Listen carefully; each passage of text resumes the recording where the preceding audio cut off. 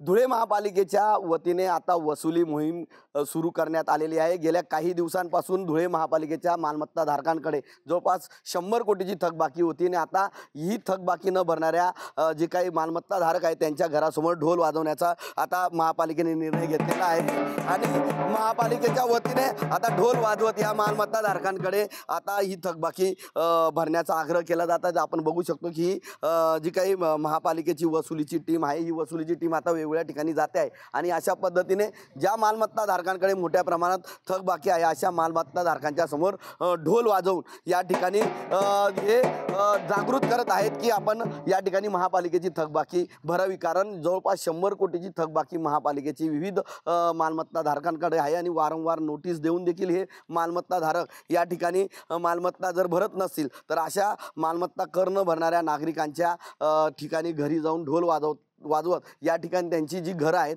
ही घरं या ठिकाणी सील करण्यात येत आहेत आणि ही कारवाई आता तीव्र करण्यात आलेली आहे। गेल्या काही दिवसांपासून मालमत्ताधारक हे कुठल्याही पद्धतीने महापालिकेला दाद देत नव्हते, त्यामुळे आता ही कठोर कारवाई करण्याचा प्रशासनाने निर्णय घेण्यात आलेला आहे आणि आजपासून ढोल वाजवत ही कारवाई आता करण्यात येत आहे।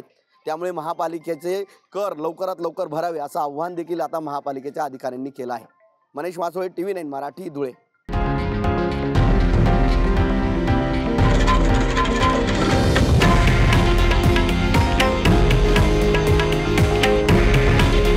हे आहे देशातील नंबर 1 न्यूज नेटवर्क आणि आपण पाहत आहात TV9 मराठी। काळजी तुमची, हित महाराष्ट्राचं।